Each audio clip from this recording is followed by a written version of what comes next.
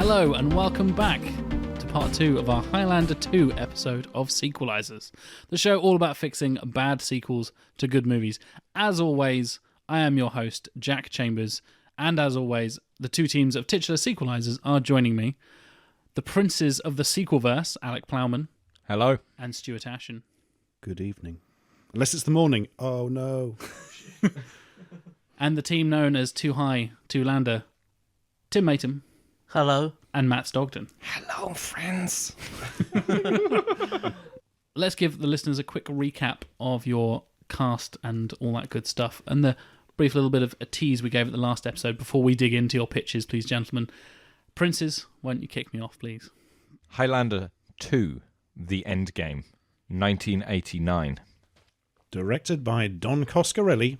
He did Phantasm and he did The Mighty Beastmaster. Also went on to do Bubba Hotep. Have you ever seen that? It was very good. Returning cast, Brenda MacLeod will be played once again by Roxanne Hart, and the mighty late great Sheila Gish will be reprising her role as Rachel Ellenstein. New cast, we've got Josh Brolin as Declan MacLeod. We've got Morgan Freeman as Robert Wakelin. We've got Robert Zadar as Kraken, and everybody's favourite Michael Ironside as Enforcer Parr. And Stuart Copeland will be returning to do the score. And if he doesn't do a better job this time, he's getting a slap. Elevator pitch. 20 years after the events of Highlander, Connor MacLeod's son must join forces with a group of renegades to stop a crazed immortal who is slowly enslaving the human race. Over to Too High, Too Lander for your cast and elevator pitch, please, sirs. And title. So our title is Highlander, Live by the Sword. We're having it released in 1994. And our director is John Woo. He of the slow motion and the doves. That literally is the image that springs to mind whenever I think of him. I always think of the video game Stranglehold. Oh, man. That was like £3, 8 seconds after it was released. So good. So good. It's Anyway, not bad either. I really enjoyed it. Yeah. Our returning cast is Christopher Lambert as Connor MacLeod and Roxanne Hart as Brenda MacLeod, formerly Wyatt. And in our new cast, we have Mila Jovovich as Elsa MacLeod, Jeff Fahey as Ferric Arno, Ben Affleck as Casey Arno, Ewan McGregor as Quinn, and Alyssa Milano as Valerie. And then for the score, we have Graham Revell, who provide the score for things like The Crow, Street Fighter, Strange Days, a lot of good 90s action stuff. Our elevator pitch is a mysterious organisation searches for a way to harness the power of the Quickening, training a champion to challenge MacLeod, while Connor and his daughter travel to Ramirez's old home for answers to a series of troubling visions. So settle yourself in, listeners. We'll get stuck into the princes of the sequelverse and your pitch, please, sirs. We open to see Brenda MacLeod, wife of the immortal Connor MacLeod, sitting in a dark room surrounded by armed guards. She's been aged up 20 years using slightly unconvincing 80s makeup. Wow. Enforcer Parr finishes a call on his huge brick of a mobile phone. He says they'll be here any minute and that the master is on his way too. Angry, he turns to Brenda, saying that he can't believe she did this and that she can't possibly get away with it. Suddenly, boom, a truck smashes through the far wall of the room, killing several guards. Taken completely by surprise, Parr and his men engage in a fierce firefight with a group of people who have poured out of the truck. Brenda manages to crawl over to them and Parr orders his men to stop firing in case they hit her. The truck pulls away and Parr and his men run out to a van of their own to give chase. The truck screeches down roads, but Parr's van is faster. One of his men asks if they should open fire on the truck's tyres. He says not to take the risk. They have a full tank of gas and that the truck has to stop sometime. Inside the truck, Brenda says she needs to be taken to her son Declan. The driver says they don't know where her son is and that they're taking her to Rachel. She replies that he's already with Rachel. She just doesn't know it yet. One of the other people in the van tells them to brace themselves as he's got a clear shot. He raises a large homemade pipe weapon to his shoulder, points it out with the back of the truck and fires. With a deep boom, the front of Parr's van is punched in and it swerves off the road. Parr calls for a pickup and is assured that all will be fine as the master knows where the truck is going. The truck pulls up alongside a smaller van and everyone gets out. The driver is agitated and says they have to keep moving, but a distinguished older man, Robert Wakelin, says they can afford to catch their breath for 5 minutes. With him is Connor MacLeod's adopted daughter, Rachel Ellenstein, aged up to look elderly. She embraces Brenda and says they need to find Declan as he's their only hope. But before Brenda can respond, there is a screeching of tyres and a large motorcycle pulls up. Robert mutters, "How did he find us so fast?" before screaming at everyone to get in the vehicles. A terrifying beast of a man gets off the bike and advances on them, wielding a sword and a huge metal shield. He is Kraken. They open fire on him, but the shield deflects the bullets, and he keeps advancing. Brenda, Rachel, and Robert run for the van, but Kraken tries to put himself in their way, brutally slaughtering anyone near him. They manage to get round him, but Brenda is hit by friendly fire and starts bleeding out. Rachel tends to her wound as they speed away. Having killed the others, Kraken runs over to his motorcycle to discover it's been shot to pieces. Furious, he lifts it over his head and throws it into a river. The van pulls up outside an abandoned church. Robert and Rachel carry Brenda inside where a young man, her son Declan MacLeod, rushes over to her. Everyone is shocked. They knew him as David, a runaway they picked up 5 years ago. Rachel can't believe that she's been right next to Connor's son for that long without knowing. The dying Brenda takes her son's hand and tells him that he can't stay hidden any longer. He's now old enough to fight back and must do so before it's too late. She says he will know where he is soon, that he must find the Codex. What happened to his father must not happen to him. Declan asks what the Codex is, but before anyone can answer, a cry of "They're here" goes out. Brenda tells them to leave her and run. They do so. Parr and Kraken enter the building with their men. Whilst Parr carefully checks for ambushes, Kraken walks right up to the dying Brenda and holds his face an inch from hers and stares into her eyes. Suddenly Parr shouts, "Stand back, you idiot, the Master is here!" Kraken immediately pulls back and stands to the side as an unaged Connor MacLeod, played by Christopher Lambert, walks into the church and cradles Brenda in his arms. He says she should have believed in him and that he always knows what is best. He knows everything. Her last act before dying is to spit blood in his face. In the van, Rachel asks what happened to Connor. Declan explains how his father won the prize, which made him empathic to all human beings and enabled him to very loosely read their thoughts. Robert says that they know that part. Anyone that stands up to him has to keep moving constantly, as he always knows roughly where they are. Rachel asks how Declan exists since Connor told her immortals cannot have children. He explains that part of the prize was the ability to have children and grow old and die. But his father became increasingly erratic and rejected the second part. Rachel asks what happened to him, and Declan says he thinks the constant connection to other people drove him mad. Robert says we all know what happened next. He started to manipulate events to put himself in charge and started killing anyone who stood in his way.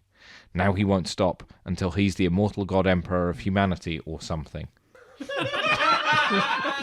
So that's in character. Yep. Yeah. He then asks what makes Declan so special that they've wasted countless lives on him.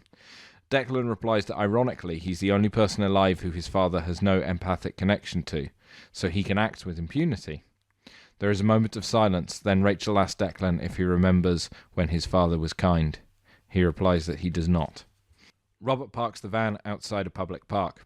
Declan asks what they're doing there, and he responds that this is where he hid the Codex after his friend, the immortal Sunda Castigir, gave it to him 30 years ago. Rachel asks what it is. He says it's a book. Declan asks what's in it. He says he has no idea, as Castigir said that the content should be kept totally secret unless a special person comes along in time of need. And that very much sounds like now.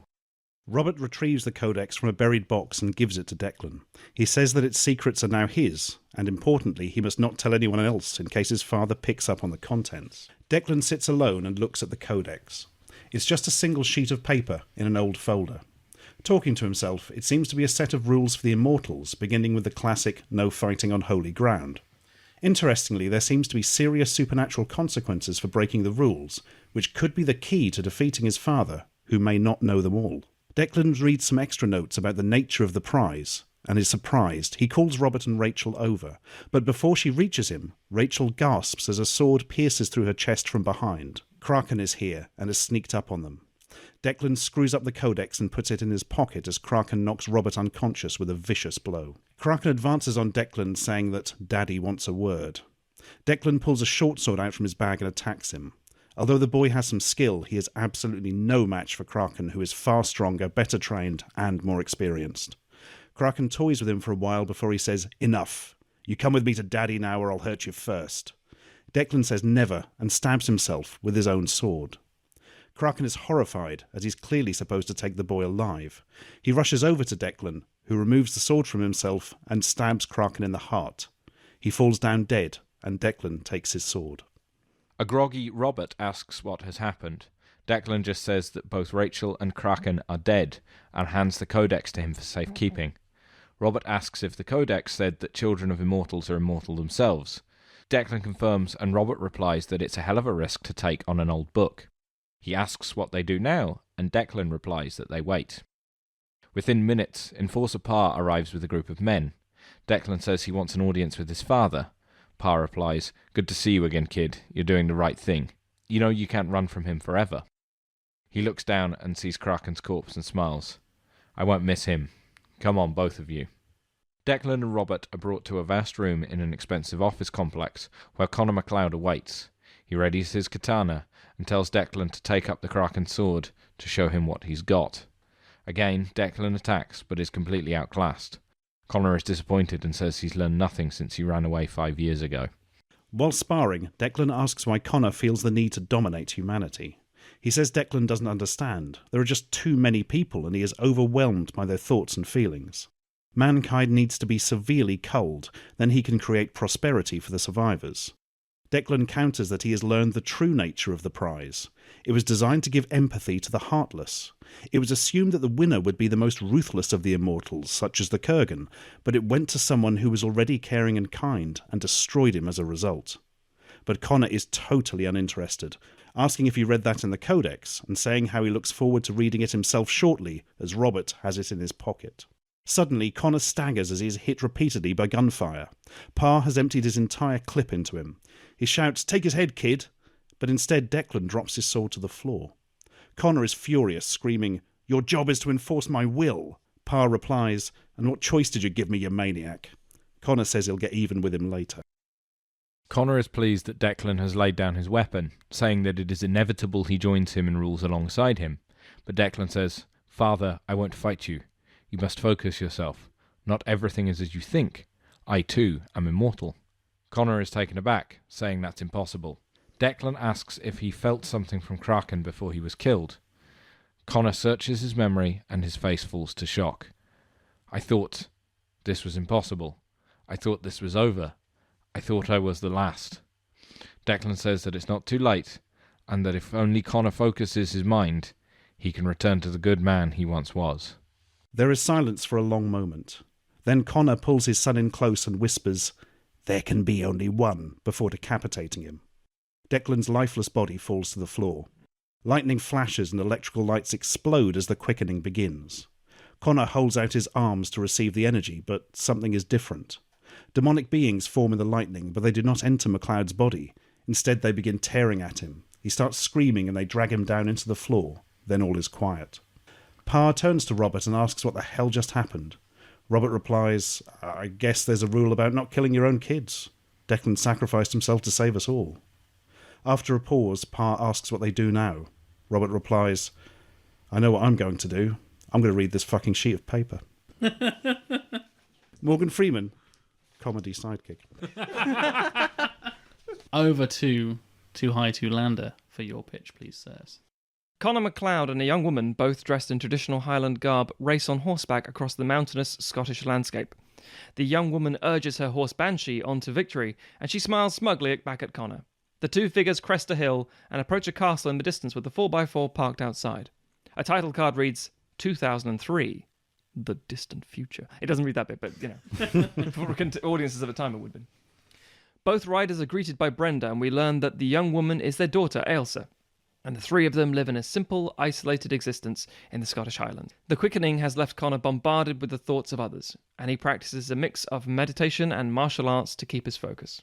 Ailsa joins him in sword training, but is clearly reckless and impetuous, while her disciplined father craves a life of peace.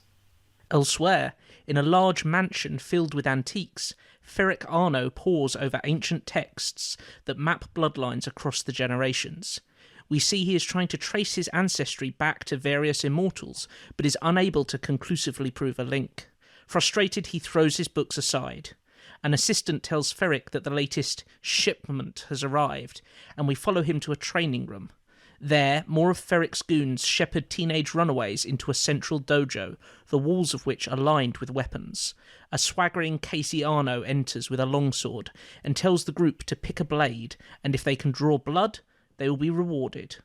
The runaways arm themselves and attack, but Casey defeats them all effortlessly. He approaches his father, announcing that he is ready, but Ferric strikes him, telling him to know his place, and that if they are to have any hope, they must be sure he can best MacLeod. In the Highlands, Connor and Elsa are respectively haunted by dreams of battles, bloodshed, and the shadowy face of Ferric. Seeking answers, Connor announces he will consult the centuries of immortal lore that Ramirez accumulated and hid away in a Spanish villa. Elsa insists on coming with them, eager to see a world she's been denied. Connor reluctantly agrees. As the two travel south, Elsa is once again seized by visions. Connor attempts to calm her, but in her panic, she knocks the steering wheel, causing the car to veer into oncoming traffic, where it is struck by a heavy truck. Clambering from the wreckage, Connor pulls Elsa free, but it's too late. She has been killed. With a mighty bellow that only Christopher Lambert can do, Connor channels the energies of the Quickening into her body. Sounds much worse than video. She returns to life, but her body cannot contain the power, and lightning bolts erupt from her, shooting up into the sky. His power spent, Connor feels his life fading, but is able to say goodbye to his daughter before he dies, telling her she is his greatest victory. At Ferric's mansion, ancient instruments spring to life, and Ferric scrambles into action, tracking the energy of the Quickening as it disperses around the world. Casey asks how this affects their plan. Picking up a dagger, Ferric tells him that everything has changed, then turns around and plunges it into Casey's chest. Casey staggers back, shocked, before falling down dead. In the Highlands, Elsa lays Connor's body to rest on a high peak, taking Ramirez's katana and marking the grave with her sword, which bears the name of MacLeod. In a nearby village, she calls home from a telephone box, but hangs up when her mother answers, unable to say what has happened. Painful visions once again swim through her head, and she heads out into the rain, flagging down a passing car for a ride. A brief montage shows Elsa's journey across Europe to Seville, Spain. Reaching the ancient villa, she discovers it has been thoroughly ransacked. Exploring the ruins, Elsa encounters Quinn, a masked warrior who goads her into a duel, but she quickly outmatches him and he yields. Removing his mask, he reveals that he was blinded by the man who led the raid on the villa years ago, leaving him unable to prevent the theft of relics, ancient texts, and leading to the death of everyone else present. Quinn explains his family have guarded and preserved the library for generations, but now all are gone, killed by Ferric. You see where we're keeping the Highlander mantle, we're casting a Scottish person as a Spaniard. And an Eastern European woman as a Scot. Yep. Come at us. In the mansion, Casey is resurrected as an immortal. Ferric explains to his disorientated son that he only discovered his own immortal heritage after the gathering, when the quickening energies had been awarded to Connor MacLeod. With Connor's death, the energies are free again, and with Casey's help, they can locate this new generation of immortals, take their lives before the powers awaken, and win the game before it even begins. We cut to a montage of young people being abducted worldwide by Ferric's mercenaries and brought to cells beneath Ferric's mansion. One girl, Valerie, manages to slip loose from the guards but is killed by Casey before she can escape. Ferric slaps his son, warning him to be careful. While still mortal, the prisoners will be easy to control, but a group of immortals is harder to deal with.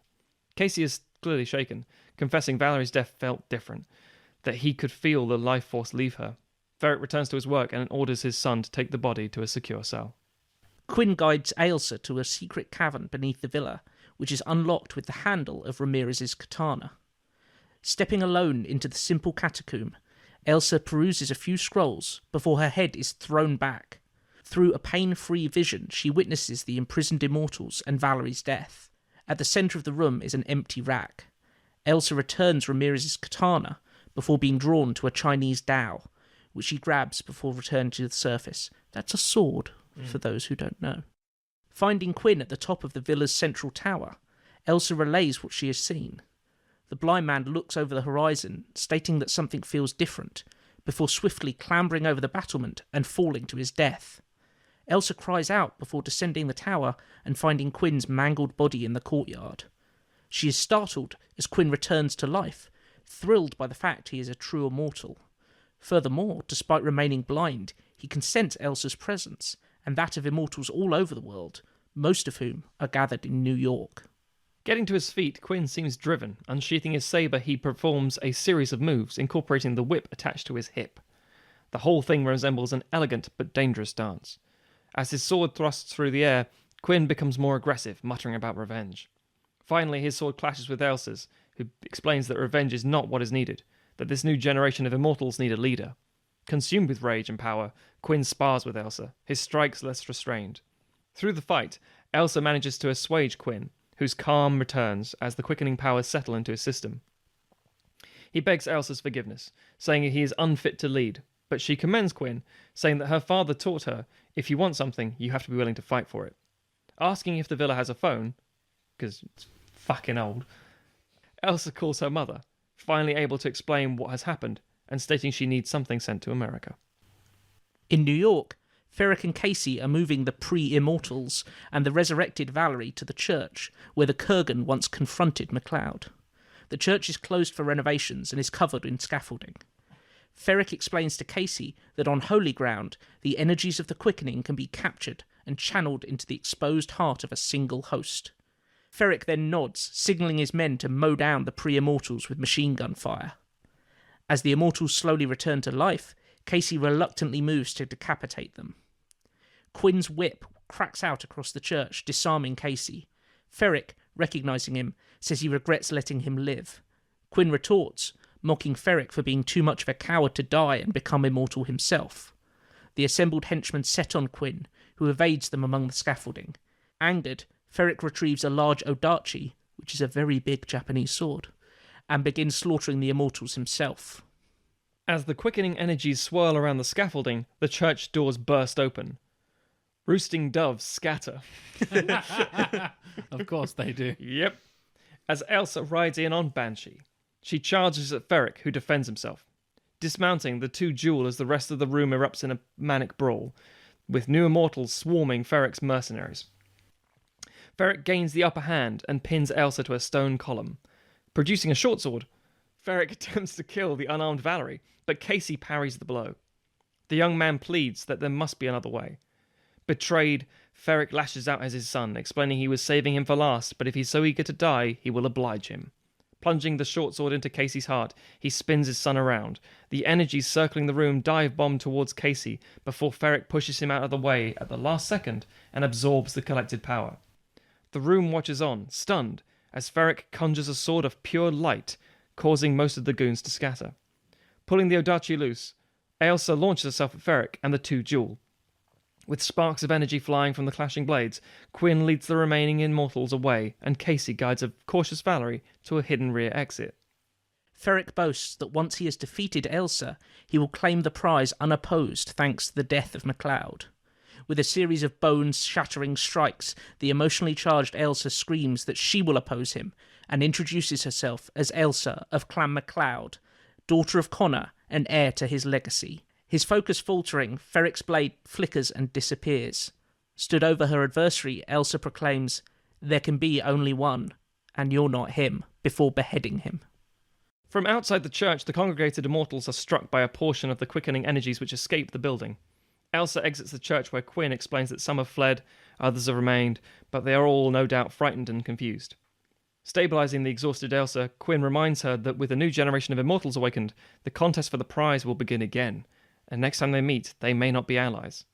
Elsa lifts her head and smiles, saying that the last game belonged to their fathers. Perhaps it's time for something new. And then they fuck. Oh, yeah. Yeah, because it's Highlander. Yeah. Also, the runtime of that film was 8 minutes, so the sex scene's an hour and a half. Yes, So just, obviously. Oh, and that's a sword, by the way. And during the sex scene, the voice of Ramirez just... You still have your life, and I'm loving this shit. Interesting pitches, gentlemen. I enjoyed both. But I do have some questions for you, and I'll come over to the Princes of the Sequelverse first. So, let's talk about Connor McLeod, shall we? The big reveal: Lambert is back, and there's a moment where Pa kind of turns on him and betrays him, and he's kind of just like, "Dad, don't worry about it. It's fine." I feel like he would like kick more of his ass than he did. He just seems to not give a fuck about it, which kind of, I don't know, necessarily undermines the moment, but kind of like... It's kind of a callback to the first one where Clancy Brown is shot up with an Uzi, and it doesn't really worry him that much. It's sort of there to prove that McLeod is, well, basically untouchable, but also that he knows he will always get them in the end. You know, his Pa doesn't even bother running. He literally just stays in the room because he knows from much personal experience that McLeod will know where he is and fuck him up at his leisure. I think that's Highlander 6, isn't it? Fuck him up at his leisure. That's the anime adaptation in your universe. Oh, God. And I thought it was an interesting thing of empathy being a corrupting power. And then obviously it's playing on the absolute power corrupts absolutely, because the prize is absolute power. I see everything, I know everything kind of thing. And I'm not going to do the audiences thing. Don't worry, Stuart. But no audiences in this universe, because nobody goes to see Highlander 2. Well, exactly. In any incarnation. They're not falling for that of one again. Exactly. But empathy is kind of seen as this positive thing for the most part in the universe. I basically just wanted to explain what the thought process was behind turning. Oh, it totally is. The thing is, it's specifically designed, the prize, to be given to a vicious bastard. Oh, yeah. And so when he's it goes too to nice, somebody, so he turns evil. Because that is one of my problems with McLeod in the first film. He's a bit too goody-goody. Do you know what I mean? And so I quite liked fiddling on that. But no, I wanted something a bit crazy and a bit weird. I had a completely different draft of this first, where the Immortals had actually been sent to Earth to have this gathering to find the most powerful one in order to prepare mankind to fight against an alien invasion. From Planet Zeist. From Planet Zeist. I wasn't going to call it Planet Zeist just because I hate Highlander 2 so much. But I had all that together, and the two problems with it were, one, didn't feel very Highlander-y. Kind of like Last Starfighter almost. Like. Yeah, exactly. And I was going to have Highlander. McLeod's empathy thing was going to be like a bit like battle meditation from Star Wars and this kind of stuff. But the other problem with it was it felt too big and too cool. It's like, this is Highlander. I want this to feel like some sort of slightly crazy direct VHS thing where, you know, I don't even have any callbacks or flashback sequences in it because they'd probably be too expensive. It does have that Deadpool 2 mindset of, I know it's not out yet, but where the director wanted to go bigger and bigger and bigger. They said, no. One of the reasons this first film worked is because it was a pushed budget, low grungy, and I think that's the kind of thing about Highlanders. I don't necessarily think charm is the right word. No, but I think we both picked up 80s. on that, didn't we? From the pictures, certainly. I think you're right. Both of us have done stories that are epic in their own right, but only within the Highlander universe. Plus, I'll be honest, the alien thing, once I had it together, it was a little bit dull. I wanted something absolutely mental. Yeah. Sticking with aliens for a second, from a galaxy far, far away a long time ago and shit. Perhaps from the planet Zeist? Probably, which got blown up by the Death Star. Yeah, there's a lot of Return of the Jedi, but then I think that's the thing where you got evil dads and kids who are trying to redeem them sort of thing. So, was that a fact? Yeah, there was a little in the back of my head, and I wanted to go the other way, where he is literally irredeemable because he's just been messed up. But it's also that thing where, of course, and something that both pitches do, Highlander makes a big deal out of parents. And that you can be a parent if you are the one. And then Highlander 2 does nothing with that. He literally gains the ability to have children. Nah. The biggest, most interesting story is what happens next. And they just go, fuck, he just gets old.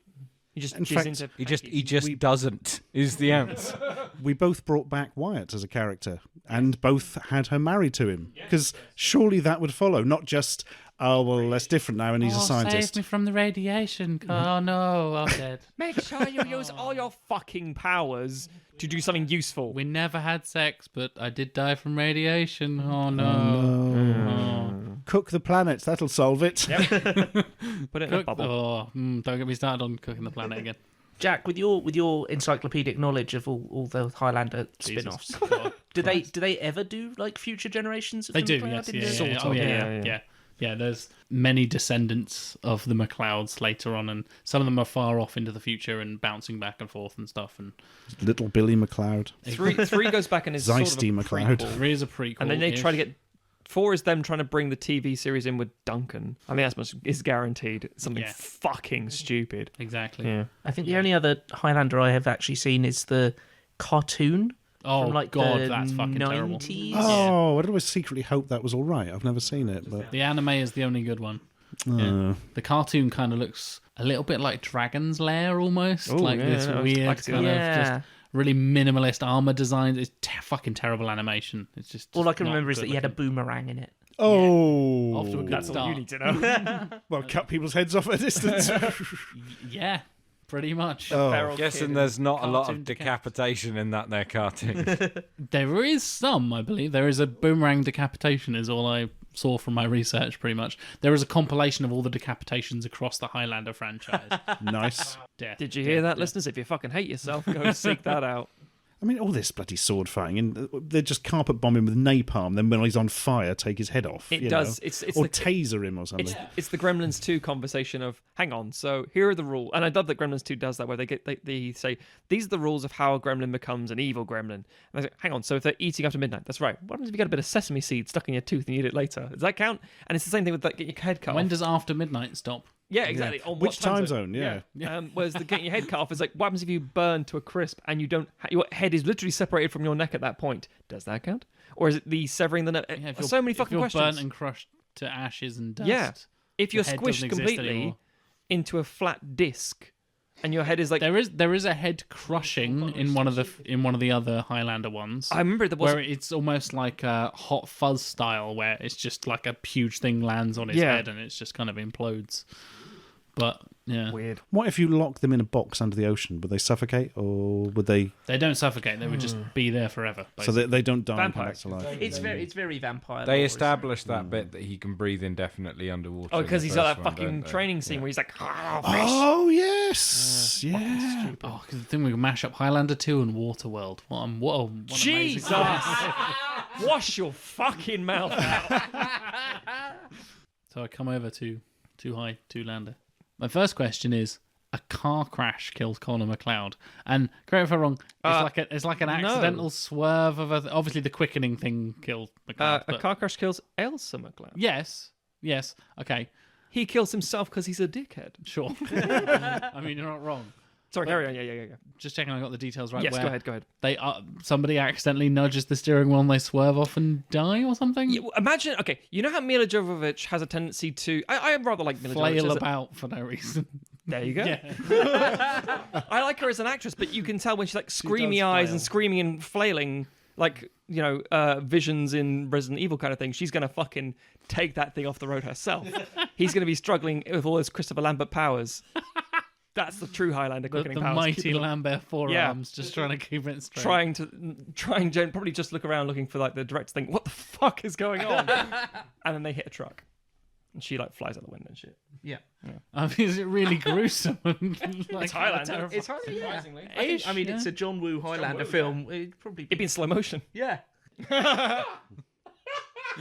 Well, she sees the dump out the corner and is like, oh, goes to I grab it. can get it, Dad. No, you can't. What is this pretty bird doing in our car? Did you bring this with you, Mila? This was not helping. Mila Jovovich just brings doves around. Like, I'm in a John Woo movie. I gotta He can't see him anyway. He's just, I can barely see. I'm driving this fucking car, and now there's a dove. Lambert's Really? really across the road. Yeah, Lambert crashes the car because he's blind. Logical conclusion. You're welcome. Is this the clutch? This was my sword.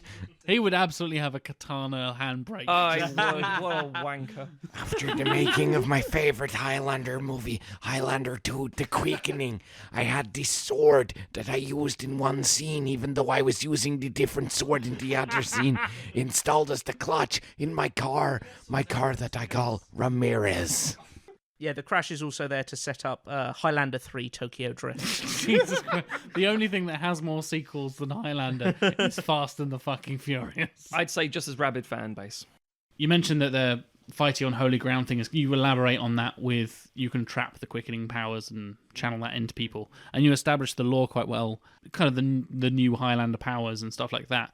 Why does Quinn get like a Cerebro style power? Is it because he's one of the like newish immortal guys, or like he seems to have the empathy thing kind of just built in already?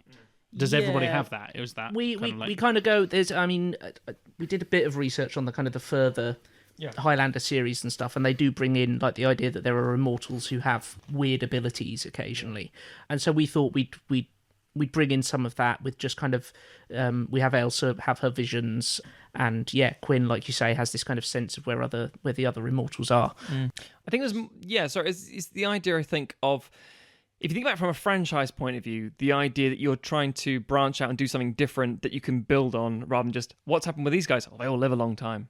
Anything else? No, just fucking live a long time. Hard to kill. Hard to kill, yeah. Well, actually, no, they're not not. that hard. Yeah. They You just have to, have to kill them very specifically. Yeah. It's Yes. not difficult. Yes. It's not, their necks aren't extra tough. No. No. An immortal with a metal collar. That's it. Yeah, He's problem one. solved. Yeah. It's those big neck things from Wild Wild West, of all things. Oh, Oh, God.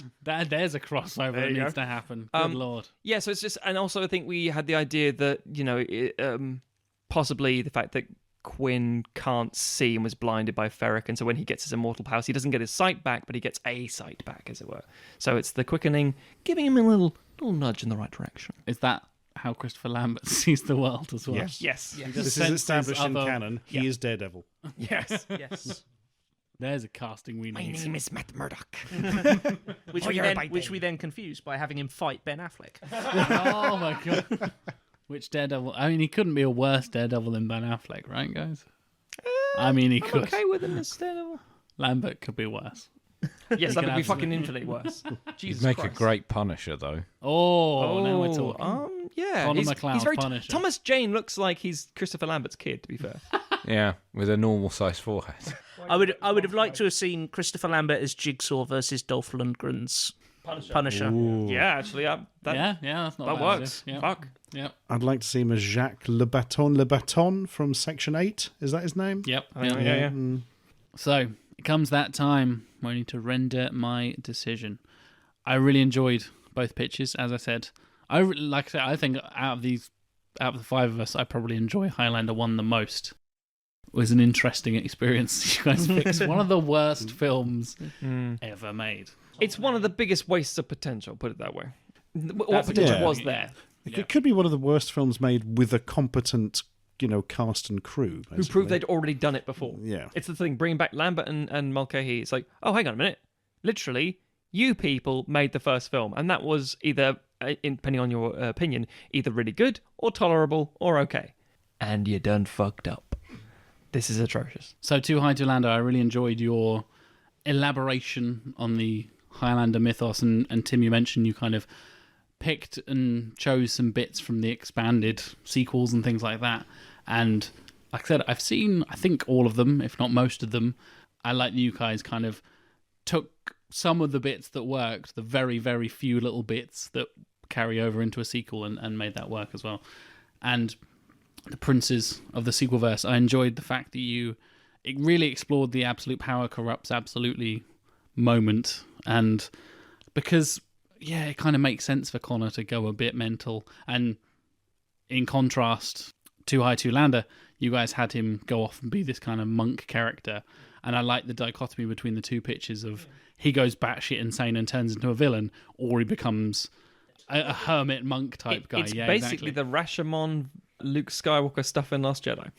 Kind of, yeah. Between the both of us. It's like Yeah, one he's a yeah. crazy murdering bastard who needs to be stopped. Other one, he's just a quiet monk on his own. Depending if you ask Kylo Ren or not. Yeah.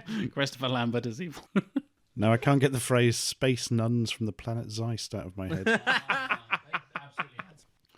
I enjoyed your casting of Josh Brolin as well, Sequelverse. It was an interesting choice. He's returning from your Terminator pitch, which I thought was... Brolin. And will be every week until the end of time. You were the Framptonites, now you're the Brolinites. Is that what's happening The here? Brolins. The Brolins. The Super Mario Brolins. There we go. Tim wins this week with that joke. Not the team, just Tim. What? It's the best Mario joke. It's been my, that's the golden snitch of this episode all along. It's a me. Fuck you, Jack. It's me, Matthew Stogdon.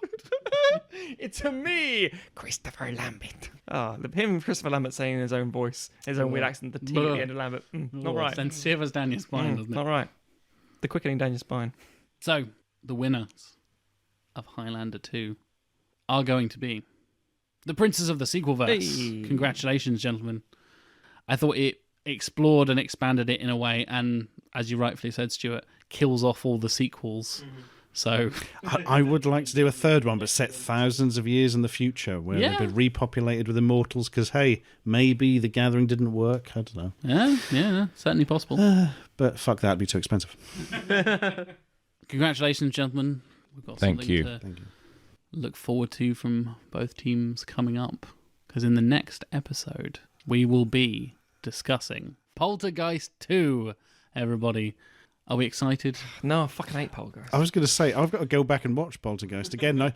I seem to remember it's a lot of creepy set pieces that don't hold together very well. Some shit at the window, some shit in the cupboard, some shit on the TV. Yeah, Done. Is it the one with the clown? Yeah. Yeah. Some primo Craig T. Nelson. Oh, yeah. Oh yeah, Not going to complain about Craig T. Nelson. I do love me some Craig T. Nelson. yeah. I think Poltergeist 2 is going to be an interesting one, because I don't like the original either. So Oh, God, none of us do. That's Yeah. interesting. Well, I say none of us, so wait, I've got to Alex, watch you again. know but- I've not watched any of them. Damn it! You were the chosen one. It's just the horrible realization that I'll have to watch Poltergeist 2 as well. Yeah. Poltergeist. Admittedly, I will say this much: like most of the things with regards to like Highlander, us all being a bit, arguably, this does open the door for the fact that if the sequel is so much worse, it elevates the first one. that's a good point, because you get the kind of Rotten Tomatoes drop off. As I mentioned, we go from like 60 something, which isn't great, and Nope. we do pitch ourselves as the sequels to good movies, but then we go from 60 something to 0. It's like Yeah. that needs sequelizing. Yeah. the just the U-turn from I think we've got something. Oh no! It's a functioning and decent. Oh dear God, what have they done in the second one? Yeah, exactly. Is that the biggest differential, or was Mulan greater? Mulan's greater. Yeah, Mulan's got much higher than 60 something, if I remember correctly. It was in the 80s or something like that. So yeah, I think that's probably going to be the biggest drop off. I don't know if there's any other 0%. Nothing's going to be able to tell. Oh, actually, no, 60% drop. You could go from 90 to 30 and still. Oh yeah, but I don't think there's any other 0%ers coming Oh up no in no this no, season. no. So No, I don't think so. yeah, there's a little tease for you folks. Oh, hello. And we will be back soon to discuss Poltergeist 2. Stay spooky, you little bastards. You can't Sean Connery in Poltergeist. Yes, he plays the poltergeist. The poltergeist. He plays the house. Yes. Step inside.